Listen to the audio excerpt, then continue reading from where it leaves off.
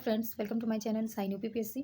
Friends, आज के इस वीडियो में हम डिस्कस करने जा रहे हैं पूर्व परीक्षाओं में संधि से पूछे गए प्रश्न। अगर आप यूपी ट्रिपल एस सी पेट 2023 का एग्जाम देने जा रहे हैं या इसके अलावा आप कोई भी एग्जाम दे रहे हो जिसमें हिंदी पूछी जाती है, आपके लिए वीडियो बहुत ही बेनिफिशियल होने वाली है, क्योंकि ये जितने भी प्रीवियस ईयर क्वेश्चन में हिंदी से संधि से रिलेटेड क्वेश्चन पूछे गए हैं। आइए डिस्कस कर लेते हैं। तो पहला क्वेश्चन है, नई धन अन बराबर नयन में कौन सी संधि है? तो नयन में कौन सी संधि हो जाएगी? अयादि संधि। ओके, नई धन अन में अयादि संधि है।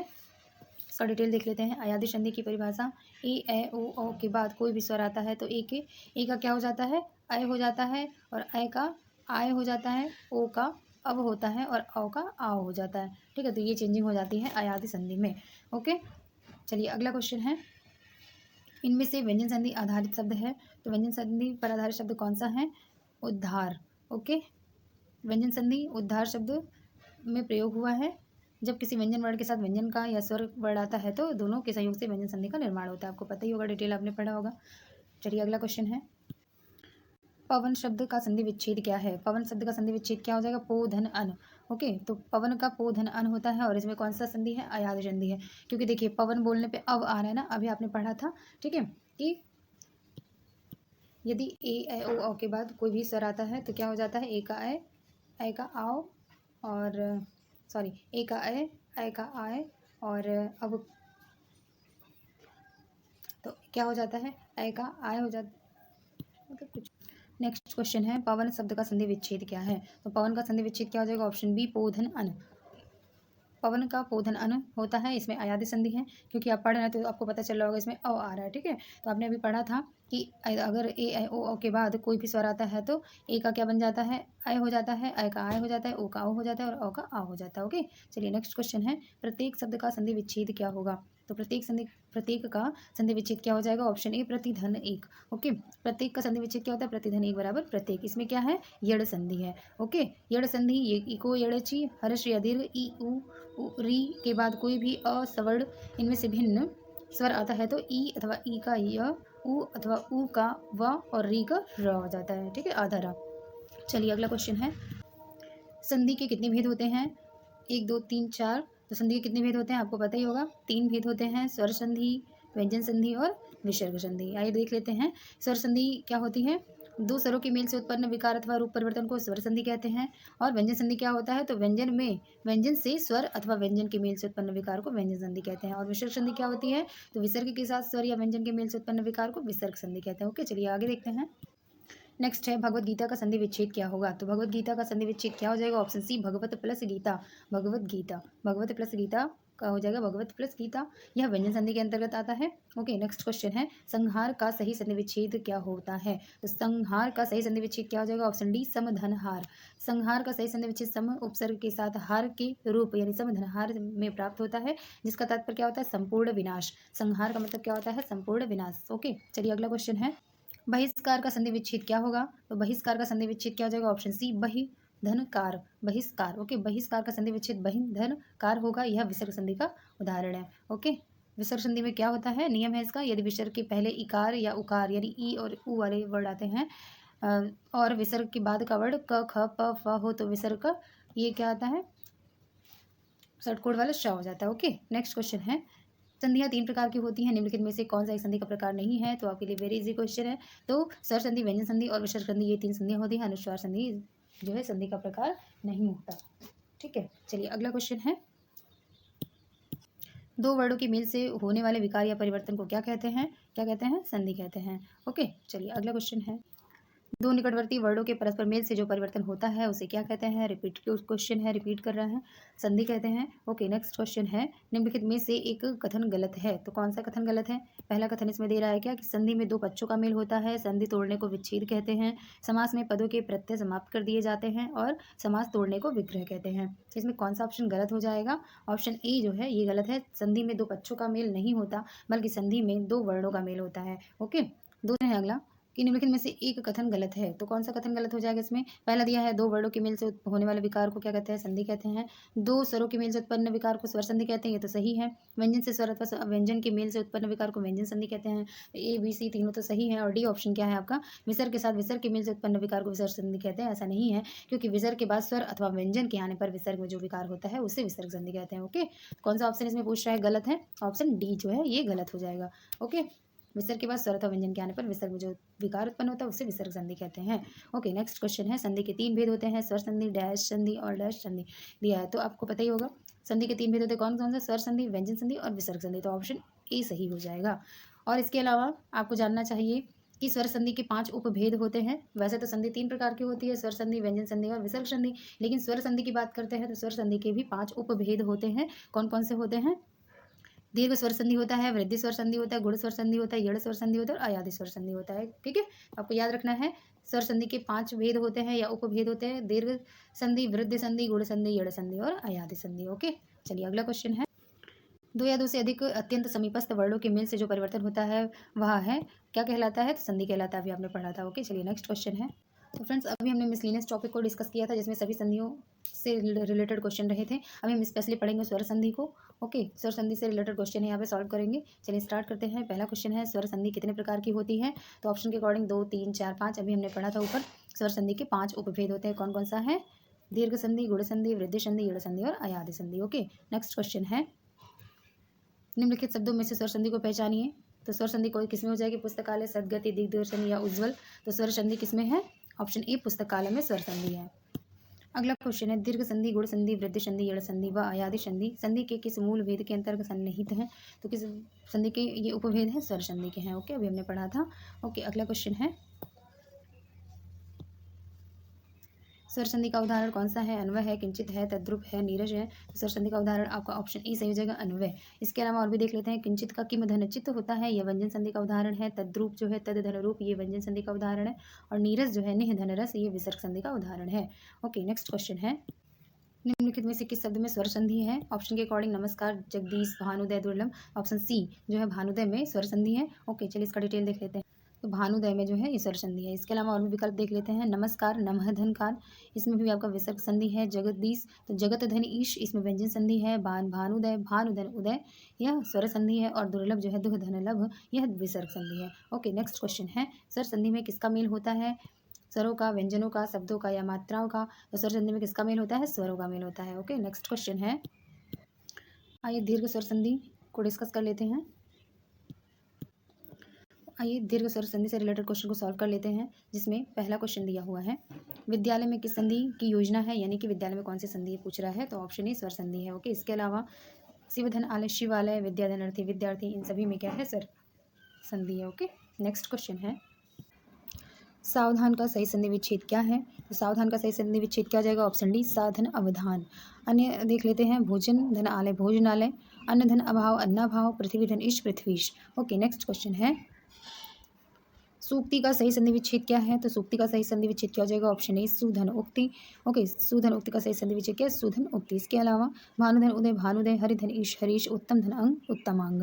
ओके, नेक्स्ट क्वेश्चन है, गिरीश का संधि विच्छेद क्या होगा? गिरीश का संधि विच्छेद क्या हो जाएगा? ऑप्शन बी गिरिधन ईश, गिरीश। ठीक है, यह दीर्घ संधि का उदाहरण है। इसके अलावा गिरिधन इंद्र, गिरीन्द्र, पृथ्वी धन ईश, पृथ्वीश, इन सभी में जो है दीर्घ संधि है। ओके, नेक्स्ट क्वेश्चन है, कुशासन का सही संधि विच्छेद क्या होगा? तो कुशासन का सही संधि विच्छेद क्या हो जाएगा? ऑप्शन के अकॉर्डिंग ऑप्शन सी कुश धन आसन। कुशासन का सही संधि विच्छेद कुश धन आसन होगा, इसमें दीर्घ संधि है। ओके, चलिए अगला क्वेश्चन है, वार्तालाप का सही संधि विच्छेद क्या होगा? तो वार्तालाप का सही संधि विच्छेद क्या हो जाएगा? ऑप्शन ए वार्ता आलाप। ओके, विद्याधन अर्थी, विद्यार्थी, विद्याधनालय, विद्यालय, महिधन इंद्र, महेंद्र, इन सभी में जो है दीर्घ संधि है। ओके, चलिए अगला क्वेश्चन है, देवीक्षा का सही संधि विच्छेद क्या होगा? देवीक्षा का सही संधि विच्छेद क्या हो जाएगा? ऑप्शन सी देवी धन इच्छा।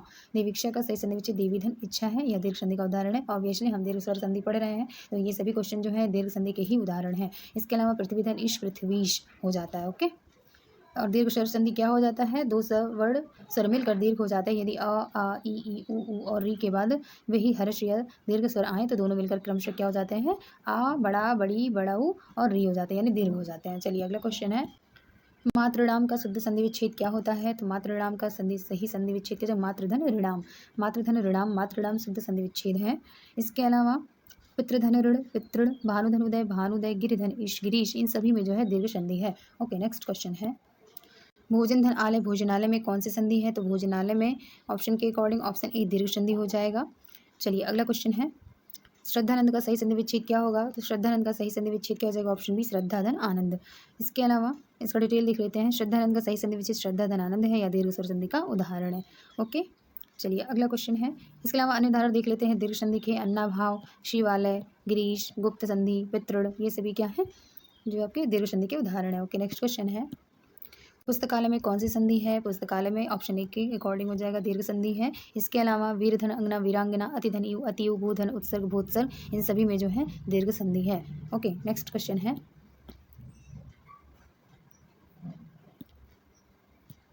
धातु ऊष्मा में प्रयुक्त संधि कौन सी है? तो धातु ऊष्मा में कौन सी संधि प्रयोग हुई है? ऑप्शन सी दीर्घ संधि। ओके, धातु ऊष्मा में धातुधन ऊष्मा दीर्घ स्वर संधि है। इसके अलावा लघुधन उर्मी, लघु उर्मी, सिंधुधन उर्मी, सिंधु उर्मी, साधुधन ऊर्जा, साधुर्जा और वधुधन उत्सव, वधुत्सव। फ्रेंड्स, आपको यहाँ पे याद क्या रखना है? आपको ये याद रखना है कि उर्मी में बड़ा ऊ की मात्रा होती है, ये याद रखना है। ऊर्जा में बड़ा ऊ की मात्रा होती है, उत्सव छोटा ऊ होता है। ठीक है, क्योंकि यही आपसे पूछा जाएगा। ओके, और आप यहीं कन्फ्यूज होंगे तो ये आपको यही इतना याद रखना है कि कौन सी मात्रा किस में लगी हुई है। आप इसको याद रखेंगे तो आपसे क्वेश्चन गलत नहीं होगा। ठीक है, चलिए तो ये जो है अच्छे से याद कर लीजिएगा। नेक्स्ट क्वेश्चन है भूर्ध्व का सही संधि विच्छेद क्या है? तो भूर्ध्व का सही संधि विच्छेद क्या हो जाएगा? ऑप्शन बी भूधन ऊर्ध्व। ठीक है, भूर्ध्व का सही संधि विच्छेद भूधन ऊर्ध्व है। इसमें भी क्या आपका दीर्घ स्वर संधि है। ओके, नेक्स्ट क्वेश्चन है सत्याग्रह का सही संधि विच्छेद क्या हो जाएगा? तो सत्याग्रह का सही संधि विच्छेद ऑप्शन डी सत्यधनाग्रह हो जाएगा। ये आपकी वीडियो की परीक्षा में पूछा हुआ क्वेश्चन है। अगला क्वेश्चन है निम्न संधि विच्छेद की संधि के लिए कौन सा सही विकल्प होगा? तो कौन सा हो जाएगा? सुधन उक्ति का पूछ रहा है तो ऑप्शन सी सुधन उक्ति का शोक्ति हो जाएगा। ओके, सुधन उक्ति में दीर्घ संधि है, इसमें ऊ मिलकर बड़ा ऊ हो रहा है। ओके, इसी तरह से भानुधन उदय, भानुदय, विधुधन उदय, विधुदय। ओके, नेक्स्ट क्वेश्चन है निम्न में दिए गए संधि विच्छेद का सही विकल्प बताना है। रूपांतरण का पूछ रहा है तो रूपांतरण का क्या होगा? ऑप्शन ए रूप धन अंतरण, रूपांतरण होगा। इसमें आपका क्या है? दीर्घ संधि है। ओके, चलिए नेक्स्ट क्वेश्चन है वधूर्मी का सही संधि विच्छेद बताइए। तो वधूर्मी का सही संधि विच्छेद क्या हो जाएगा? ऑप्शन बी वधू धन ऊर्मी। ओके, इसके अलावा और देख लेते हैं ऑप्शन धर्म धन अर्थ धर्मार्थ, वधु धन ऊर्मी वधूर्मी और नारी धनीश्वर नारीश्वर, ये सभी दीर्घ स्वर संधि हैं। ठीक है, चलिए अगला क्वेश्चन है सरयूर्मी में कौन सी संधि है? सरयूर्मी में ऑप्शन ए के अकॉर्डिंग दीर्घ संधि होगा। ओके, सरयूर्मी में सरयू धनुर्मी में दीर्घ संधि है। इसके अलावा देवधनालय, देवालय, कविधन इंद्र, कवींद्र, भानुधन उदय, भानुदय, वधु धनुर्मी, वधुर्मी, इन सभी में क्या है? दीर्घ स्वर संधि है। ओके, नेक्स्ट क्वेश्चन है रत्नाकर का सही संधि विच्छेद क्या होगा? तो रत्नाकर का सही संधि विच्छेद क्या हो जाएगा? ऑप्शन ए रत्नधन आकर, रत्नधन आकर, रत्नाकर सही जो है सही इसका संधि विच्छेद होगा जो दीर्घ स्वर संधि का उदाहरण है। ओके, नेक्स्ट क्वेश्चन है भूर्जा में कौन सा सही संधि विच्छेद होगा? भूर्जा का सही संधि विच्छेद क्या होगा? ऑप्शन सी भूधन ऊर्जा। भूर्जा का सही संधि विच्छेद भूधन ऊर्जा होगा, यह दीर्घ स्वर संधि का उदाहरण है। ओके, इसके अलावा विद्याधनालय, विद्यालय, हिमधनालय, हिमालय, महाधनात्मा, महात्मा, नदी, धनेश, नदीश, इन सभी में क्या है? दीर्घ स्वर संधि है। ओके, नेक्स्ट क्वेश्चन है दैत्यधन अरि दत्यारी एक उदाहरण है। तो दैत्यधन अरि दत्यारी जो है ये स्वर संधि का उदाहरण है। दैत्यधन अरि जो है दत्यारी में दीर्घ स्वर संधि है। इसका जो है फॉर्मूला होता है अकः सवर्णे दीर्घ। ओके, जब लघु अथवा दीर्घ अ इ उ री के उपरांत यानी बाद लघु या दीर्घ समान स्वर आए तो दोनों के स्थान पर दीर्घ हो जाता है, जैसे अ मिलके आ बन जाता है। ठीक है, अब यहाँ पे जो है विसर्ग लगा हुआ है तो ऐसा नहीं है कि विसर्ग संधि हो जाएगा। ठीक है, इसको ध्यान रखिएगा। दैत्यधन अरि में दैत्याहरी जो है बन रहा है, इसमें क्या यहाँ पर स्वर संधि है। ओके, चलिए स्टार बना के इसको रख लीजिए आप। इस तरह के क्वेश्चन जो है ना याद रखिए कि आपको कंफ्यूज कर सकता है। यहाँ विसर्ग लगा हुआ है तो विसर्ग संधि भी ऑप्शन में दिया हुआ है तो गलती से यही टिक करेंगे। ठीक है, तो ऐसा नहीं है, ऑप्शन आपका बी सही हो जाएगा। ठीक है, इसमें स्वर संधि है। चलिए अगला क्वेश्चन डिस्कस कर लेते हैं विद्याभ्यास का संधि विच्छेद क्या होगा? तो विद्याभ्यास का सही संधि विच्छेद क्या हो जाएगा? ऑप्शन सी विद्याधन अभ्यास। विद्याभ्यास का सही संधि विच्छेद विद्याधन अभ्यास होता है, यहाँ दीर्घ संधि है। इसके अलावा विद्याधनालय, विद्यालय, रविधन ईश, रवीश, वधुधन उत्सव, वधुत्सव। ओके, नेक्स्ट क्वेश्चन है विद्यालय का सही संधि विच्छेद क्या होगा? विद्यालय का सही संधि विच्छेद ऑप्शन ए विद्याधन आलय। कई बार हमने रिपीट कर लिया इसको। विधिमधनालय, हिमालय, नदी धनेश, नदीश, वधुधन उत्सव, वधुत्सव, भानुधन उदय, भानुदय, इन सभी में क्या है? दीर्घ स्वर संधि है। ओके, नेक्स्ट क्वेश्चन है शब्द धन अर्थ संधि में कौन सा शब्द बना है इससे, तो शब्द धन अर्थ से क्या बनेगा, आप तो बचपन से ही पढ़ते आ रहे होंगे शब्दार्थ। ओके, इसमें भी आपका दीर्घ स्वर संधि है। इसके अलावा अगला क्वेश्चन है, निम्नलिखित विकल्पों में से देवालय शब्द का संधि विच्छेद चिन्हित कीजिए। तो देवालय शब्द का संधि विच्छेद क्या हो जाएगा, ऑप्शन सी देवधन आलय। ठीक है, देवालय का संधि विच्छेद देवधनालय होगा, यह दीर्घ स्वर संधि का उदाहरण है। इसके अलावा विद्याधनालय विद्यालय, महाधनात्मा महात्मा होगा। ओके, नेक्स्ट क्वेश्चन है, छात्रावास में कौन सी संधि है, सही विकल्प बताइए। तो छात्रावास में कौन सी संधि हो जाएगी, दीर्घ गुण वृद्धि अयादि, छात्रावास में दीर्घ संधि ही होगा क्योंकि छात्रधन आवास छात्रावास बनेगा, यह दीर्घ स्वर संधि का उदाहरण है। ओके, नेक्स्ट क्वेश्चन है। ठीक, चलिए अगला, दीर्घ स्वर संधि का उदाहरण निम्नलिखित में से कौन सा है। ऑप्शन के अकॉर्डिंग रमेश, रामाधार, उल्लंघन या प्रत्युत्तर। तो दीर्घ स्वर संधि का उदाहरण कौन सा है, ऑप्शन बी रामाधार, रामधन आधार हो जाएगा। ठीक है, रामाधार रामधन आधार दीर्घ संधि है। इसके अलावा रमेश रमाधनिश, इसमें गुण संधि है। प्रत्युत्तर प्रतिधन उत्तर, इसमें यड़ संधि है। और उल्लंघन उत्धन लंघन, इसमें व्यंजन संधि है। ओके, नेक्स्ट क्वेश्चन है, अपेक्षते का सही संधि विच्छेद क्या होगा। तो अपेक्षते का सही संधि विच्छेद क्या हो जाएगा, ऑप्शन डी अपिधन इच्छते। ठीक है, अपेक्षते का सही संधि विच्छेद अपिधन इच्छते है। ओके, नेक्स्ट क्वेश्चन है, कल्पांत शब्द का सही संधि विच्छेद क्या होगा, या कल्पांत में कौन सी संधि है। तो कल्पांत में कौन सी संधि हो जाएगी, दीर्घ संधि है। कल्पांत में दीर्घ स्वर संधि है। इसके अलावा चलिए देख लेते हैं, देवधनालय देवालय, कविधन इंद्र कवींद्र, लघुधन उर्मी लघुर्मी, कल्पधनांत कल्पांत, इन सभी में क्या है, दीर्घ स्वर संधि है। ओके, नेक्स्ट क्वेश्चन है, अवनीश का सही संधि विच्छेद क्या होगा। अवनीश का सही संधि विच्छेद क्या हो जाएगा, ऑप्शन सी अवनिधन ईश, अवनिधन ईश क्या हो जाएगा, अवनीश। ओके, इसके अलावा धर्मधन अर्थ धर्मार्थ, रजनीधन ईश रजनीश, अवनिधन अवनीश, अवनिधन ईश अवनीश बनेगा। ओके, नेक्स्ट क्वेश्चन है, महाशय का सही संधि विच्छेद क्या होगा। तो महाशय का सही संधि विच्छेद ऑप्शन बी महाधन आशय, महाधन आशय महाशय होगा, इसमें दीर्घ स्वर संधि है। इसके अलावा धर्मधन अर्थ धर्मार्थ, महाधनात्मा महात्मा, अतिधन इव अतीव, इन सभी में क्या है, दीर्घ स्वर संधि है। ओके, नेक्स्ट क्वेश्चन, गीतांजलि का सही संधि विच्छेद क्या होगा। तो गीतांजलि का सही संधि विच्छेद क्या हो जाएगा, ऑप्शन डी गीत धन अंजलि, गीतांजलि का सही संधि विच्छेद गीत धन अंजलि होगा, और यह दीर्घ स्वर संधि का उदाहरण है। ओके, नेक्स्ट क्वेश्चन है, परमार्थ का सही संधि विच्छेद क्या होगा। तो परमार्थ का सही संधि विच्छेद क्या हो जाएगा, ऑप्शन ए परमधन अर्थ। ठीक, परमार्थ का सही संधि विच्छेद परमधन अर्थ है, यह दीर्घ स्वर संधि का उदाहरण है। इसके अलावा वीरधनंगना वीरांगना, सत्यधनाग्र सत्याग्रह, अतिधनी वतिव, ये सभी दीर्घ स्वर संधि के उदाहरण है। ओके, नेक्स्ट क्वेश्चन है, प्रतिधन आघात प्रत्याघात होगा। तो प्रतिधन आघात का सही संधि रूप क्या हो जाएगा, ऑप्शन ए प्रत्याघात, दो वर्णों के मेल से उत्पन्न विकार या परिवर्तन को संधि कहते हैं। संधि तीन प्रकार की होती है, स्वर संधि, व्यंजन संधि और विसर्ग संधि, हमने पढ़ ही लिया था। और प्रतिधन आघात प्रत्याघात, इसमें ई और आ मिलकर या बन रहा है, इसमें यड़ स्वर संधि है। ओके फ्रेंड्स, तो अगला हम पढ़ेंगे गुण स्वर संधि अगले वीडियो में। तो आई होप फ्रेंड्स आपको क्लास अच्छी लगी होगी, और अगर आपको क्लास अच्छी लगी तो please do like share and subscribe my channel. मिलते हैं नेक्स्ट वीडियो में। Thank you.